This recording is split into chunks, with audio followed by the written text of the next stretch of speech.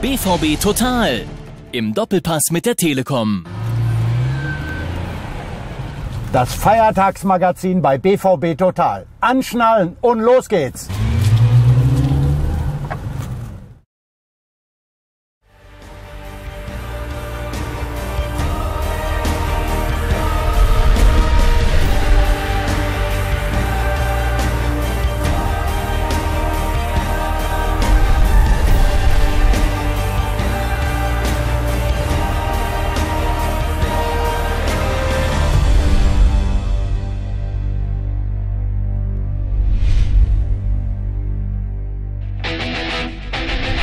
Herzlich willkommen zum Feiertagsmagazin. Endlich wieder ein Heimspiel. Am Sonntag geht es gegen den FC Augsburg und darauf wollen wir uns natürlich einstimmen. Und das sind unsere Themen. Gegen den FCA will die Borussia den zweiten Sieg in Folge holen. Schwarz-Gelb erledigt die Aufgabe in Aserbaidschan souverän. Zu Gast bei Nobby im Studio, unsere Nummer 37, Erik Durm. Herr Erik, herzlich willkommen hier bei uns im Studio. Schön, dass du da bist. Natürlich die erste Frage, ganz klar, wie geht's dir? Ja, mir geht's ganz gut. Bin ja jetzt schon knapp 13, 14 Wochen draußen. Was war das denn nochmal genau? Ja, ich Oder wusste es ja die auch. Summe? Ich wusste es ja auch lange nicht genau, was es genau ist, aber mir wurde jetzt am Knie ein Ganglion entfernt, was ein bisschen auf den Meniskus gedrückt hat. Ganglion ist ein Überbein, ne? Genau. Und deswegen hatte ich hier am Traktus hoch hatte ich eine Entzündung drin, so ähnlich wie bei Nuri. Und ja, wir haben es am Anfang versucht, durch Reha und so, ich war in Donaustauf, das so in den Griff zu kriegen, aber das hat dann doch nicht funktioniert. Und Jetzt ist weg. jetzt ist weg und jetzt dauert es aber trotzdem noch ein paar Wochen, bis ich wieder zur Mannschaft komme. Will ich aber nicht. Ja, ich auch nicht, aber muss. Wir waren dabei, als Erik beim Aufbautraining im Trainingszentrum war und das schauen wir uns jetzt mal an. Das Lachen ist Erik Durm zum Glück noch nicht vergangen, auch wenn es 2015 noch nicht allzu viel Grund dazu gab. Gleich mehrere Verletzungen haben unsere Nummer 37 außer Gefecht gesetzt. Zuletzt zwangen ihn Kniebeschwerden zur Pause. Ein bescheidenes Jahr bis hierhin, doch aufgeben gilt nicht. Der Außenverteidiger arbeitet eisern am Comeback und kann hoffentlich bald wieder da eingreifen, wo er hingehört. Auf dem Platz. Ja, Erik, wir haben es im Beitrag gesehen, das war bisher ja wirklich ein Jahr zum Vergessen für dich. Viele Verletzungen und jetzt bist du allerdings auf dem Weg der Besserung. So hoffen wir. Du hast eben schon mal anklingen lassen. Wie lange dauert denn sowas jetzt noch? Ja, das ist halt immer die Frage, wie das Knie reagiert. Also ich muss halt immer von Tag zu Tag gucken. Am Anfang hieß es nach 6 Wochen, also 6 Wochen nach der OP. Jetzt sind wir ja schon in der 7. Woche. Und ja, ich gehe mal davon aus, dass... Also wird es nicht mehr lange dauern? Ich denke mal noch so 3,5 Wochen. Spürst du noch irgendwas? Oder Ja, fehlt dir noch was? Ab und zu tut es noch ein bisschen weh, aber es ist ein anderer Schmerz als vorher. Also, Das hilft nicht wirklich weiter. aber das Problem ist auf jeden Fall weg. Ja, aber die Muskulatur ist natürlich jetzt durch die 13 Wochen, wo ich gar nichts gemacht habe oder kaum was gemacht habe, ist die Muskulatur natürlich extrem zurückgegangen und das tue ich jetzt im Moment mit dem Andi Beck aufarbeiten und das braucht halt seine Zeit. Da wird ja alles zweckentfremdet. Die Treppe, Hantelstange, ja. Muskelaufbautraining, so sieht das aus. Ist nicht immer so interessant. Ich würde lieber auf dem Platz stehen, aber es gehört halt dazu. Wir machen im Moment viel Stabi für meinen Rumpf, wo ich ein bisschen Schwächen habe und das kommt jetzt ganz gut, dass wir das machen können und das tut dann auch mein Knie ein bisschen schonen und deswegen ist es ganz gut. Augsburg kommt definitiv zu früh, das höre ich da raus. Und was es ansonsten noch über deine Teamkollegen zu berichten gibt, das schauen wir uns in unserer Teambesprechung jetzt noch einmal an.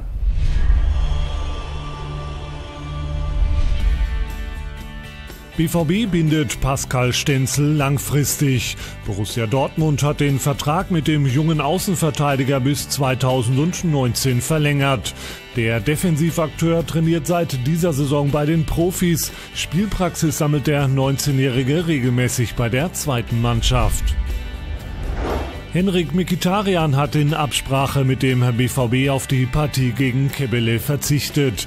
Da sein Heimatland Armenien und Aserbaidschan im Konflikt stehen, blieb der Mittelfeldspieler sicherheitshalber in Dortmund.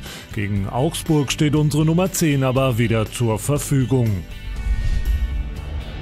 Marcel Schmelzer wieder einsatzbereit. In der Europa League stand unser Linksverteidiger bereits im Kader und konnte 20 Minuten Spielpraxis sammeln.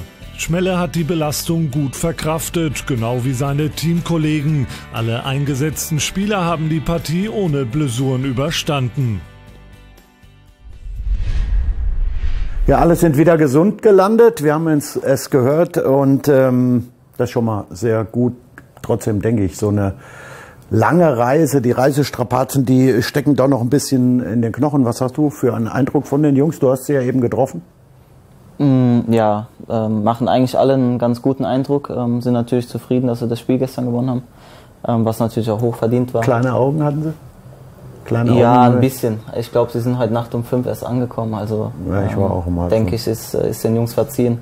Aber sie haben jetzt schon Relegation, sag ich. Nie wieder Relegation. Regeneration gemacht. Ja. Ja, es geht ja in 2 Tagen schon weiter, deswegen ja, jetzt heute Mittag nochmal schlafen und dann Kraft sammeln. Wie steckt man so eine Reise am besten weg? Oder wie steckt man sie weg? Ja, am besten durch Schlafen, wie gesagt. Heute Mittag. Da ist Schlafen wirklich die beste Medizin, oder? Ist am besten, ja. Natürlich schlaucht es so ein 5-stündiger Flug. Dann kommst du nachts um 5 an, fährst noch von Paderborn an zurück. Das schlaucht natürlich, aber Schlafen ist am besten, klar.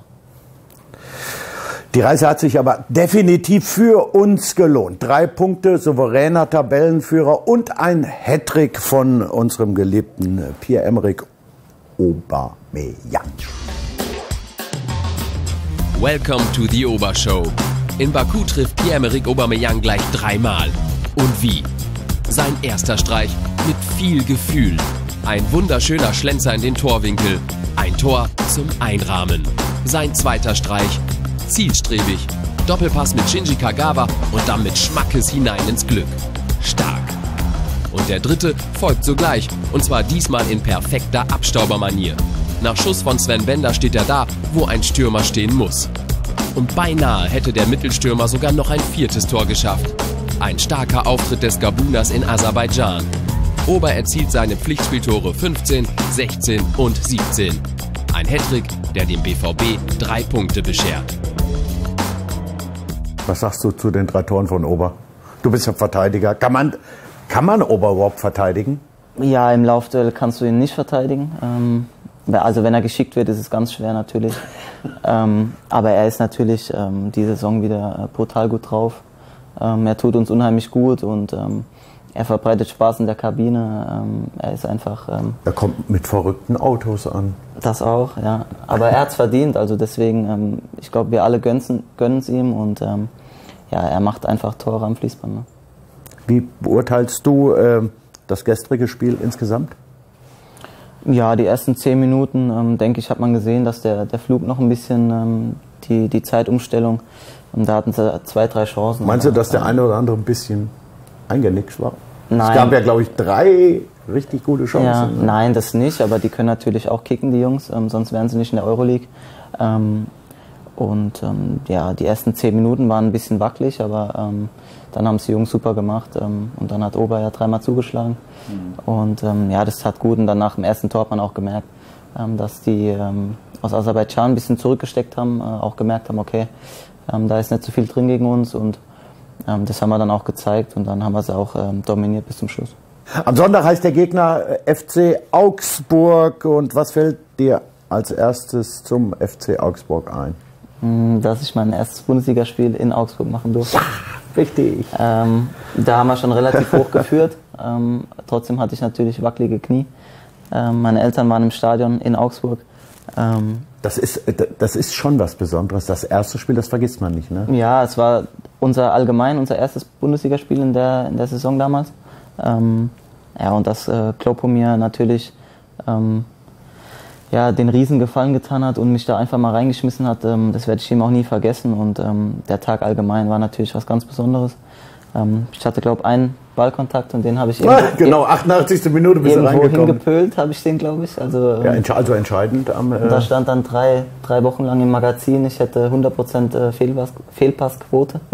Ehrlich? Ja, aber den einen Ball habe ich halt irgendwo weggehauen. Ja.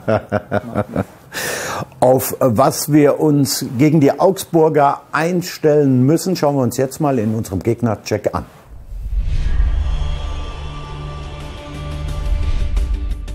Der FCA spielt unter der Woche auswärts beim AZ Alkmaar. Genau wie der BVB haben also auch die Augsburger vor dem Spiel nur 2 Tage Pause. Nur 5 Punkte aus 9 Spielen, der FC Augsburg ist momentan Tabellenschlusslicht der Bundesliga. Zumindest am kommenden Spieltag soll das auch so bleiben. Beim letzten Aufeinandertreffen der beiden Clubs gab es eine schwarz-gelbe Heimniederlage. Augsburg will es nochmal, der BVB brennt auf Wiedergutmachung.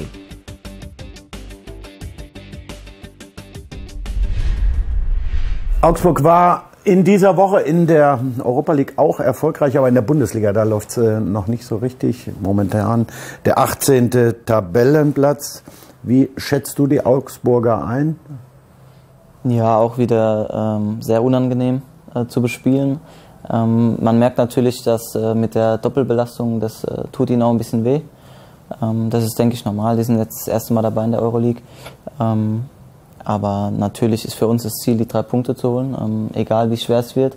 Und die Jungs machen das auch. Also ich bin ganz fest davon überzeugt. Sicherlich in der Mannschaft steckt mehr Potenzial als der 18. Tabellenplatz. Ne? Ja, und auch viel Pech gehabt. Ja, ne? Das definitiv. Aber ja, wenn man die Spiele gesehen hat, sie waren eigentlich immer ganz gut. Haben dann die entscheidenden Tore nicht gemacht und hinten ein bisschen Pech gehabt. Nichtsdestotrotz ja, werden wir Augsburg schlagen. Und worauf wird es ankommen? Was meinst du? Ein schnelles Tor wird natürlich gut tun, aber durch die Doppelbelastung ja, hat jetzt keiner einen Vorteil und deswegen denke ich, ja, dass wir frisch genug sind und dass wir die Jungs... Ausverkauftes Haus. Ja, auch, kommt noch dazu. Tolle Stimmung wieder, wir freuen uns natürlich. Ja, also die 3 Punkte, die holen wir. Wir hoffen natürlich auf eine rasante Partie. Rasant ging es allerdings bei mir auch diese Woche rund und was ich damit meine, schauen wir uns jetzt mal an. Nobby als Rennfahrer. Unser Moderator war zu Gast auf dem Testgelände von Opel in Dudenhofen bei Frankfurt. Vor Ort gab der Held von Berlin ordentlich Vollgas und testete den neuen Opel Insignia OPC auf Herz und Nieren. Das gesamte Video seht ihr in den nächsten Tagen bei BVB Total. Schwarz-gelbe Überraschung am Flughafen Münster-Osnabrück. Als die Fluggäste von Turkish Airlines am Dienstagnachmittag einchecken wollten, staunten sie nicht schlecht. Hinter dem Schalter standen die BVB-Profis Pierre-Emerick Aubameyang, İlkay Gündogan und Roman Weidenfeller. Fotos, Autogramme und Tipps für den Nachwuchs. Besser kann eine Reise nicht beginnen. Das Tor des Monats September. Die Mehrheit unserer BVB-Total-Zuschauer hat entschieden. 69% stimmten für Leonardo Dedés Traumweitschuss. Damit setzt sich der Brasilianer in seinem Abschiedsspiel selbst die Krone auf. Auch von unserer Seite herzlichen Glückwunsch, Dede.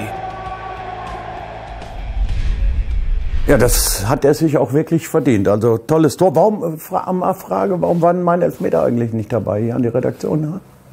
Ja, da kommt nichts. Ja, enttäuscht.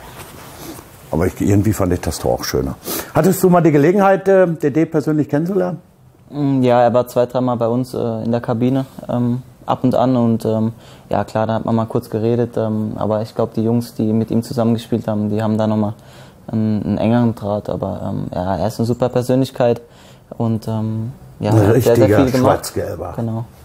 Und er hat diesen wunderbaren, kannst du dir mal angucken, Kunstdruck gewonnen und den werden wir natürlich Dede bei nächster Gelegenheit, wenn er wieder in Dortmund ist, persönlich übergeben, ganz klar. Und ihr könnt diese Woche auch noch etwas gewinnen, und zwar eine Fahrt mit meinem Opel Insignia nach Bremen. Einsendeschluss ist der Montag, 26.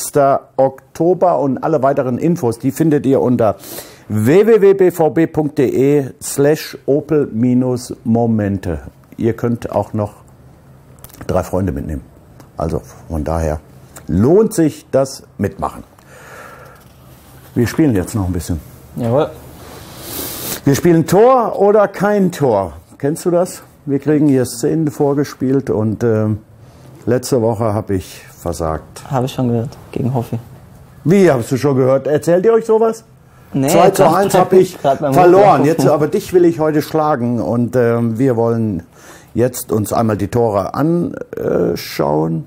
Die erspielten Punkte, die werden natürlich addiert und am Ende des Jahres werden wir uns etwas ganz Besonderes einfallen lassen. Für die Gewinner, aber auch für die Verlierer. Also, Mats ab.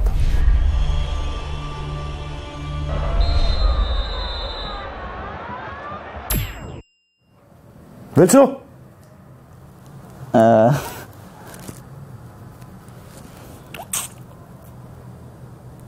Ich sag Tor von Nuri. Ja, stimmt, glaube ich. Ich sage auch Tor. Ja, das geschulte Auge. Da war ich, glaube ich, auf der Tribüne. 1:1.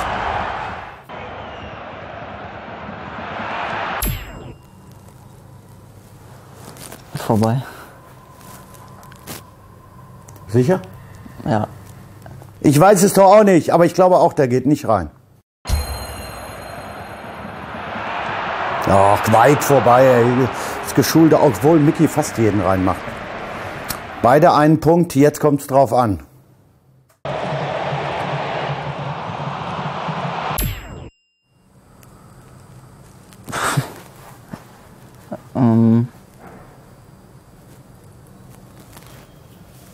Ich sag Tor. Ich sag kein Tor. Ja! Ich dachte, wir abgefälscht. Ja. Aber ich hatte es auch nicht mehr im Blick. Ja, das ist schon die Erfahrung, weißt du, die kannst du auch nicht lernen. Die kommt noch. Die kommt noch. Sehr schön. 3:2 für mich.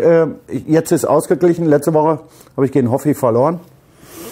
Es läuft alles in meine Richtung. Du musst natürlich noch unser Trikot unterschreiben. Dankeschön. Bitteschön. Wir werden natürlich bei diesem wunderschönen Spiel uns etwas einfallen lassen für die Gewinner, aber auch für die Verlierer. Vielleicht sehen wir uns dann nochmal. Vielleicht noch eine schöne Aufgabe für euch. Ja. Ich überlege es mir. Vielen Dank, dass du gekommen bist, dass du dir die Zeit genommen hast. Wir drücken natürlich unseren Jungs die Daumen für Sonntag, dass wir mit einem weiteren Dreier in der Bundesliga oben dran bleiben. Tschüss, mach's gut. Bis dahin, dir gute Besserung. Wir drücken alle Daumen, dass du ganz schnell wieder auf dem grünen Rasen bist. Das war's von BVB Total. Bis dahin, tschüss, macht's gut.